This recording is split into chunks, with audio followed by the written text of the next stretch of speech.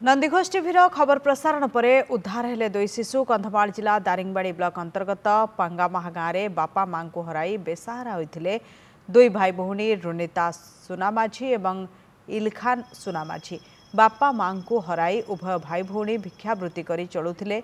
दुई पिला दुख देखि तरगाबाली गाँवर जीसा सुनामाझी और पत्नी सेवती सुनामाझी पिला दुई को निज घर को नहीं लालन पालन करुले।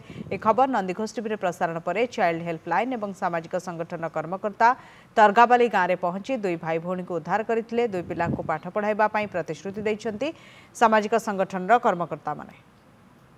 सर्वप्रथम नंदीघोष टीवी को धन्यवाद देउछि। न्यूज कला परे चाइल्ड हेल्पलाइन आउ प्रेम संस्थार सार मैंने आसी आमर दुख बुझिले आमको पढ़ेबा को सुजोग मिली आमको बहुत खुशी लगुच। से सार मान को मुझे बहुत बहुत धन्यवाद दूँ। प्रथम मु नंदीघोष टीवी को धन्यवाद देवी कि यही शिशु मानकर यही करुण परिणति न्यूज को कवरेज करें। चाइल्ड हेल्पलाइन एवं प्रेमेडिक अनुष्ठान कर्मी आम आज आसी देखिलु कि न्यूज रे जहाँ न्यूज करा जायतिला ताहा ठारू दहनीय अवस्था पिला मानकर अछि।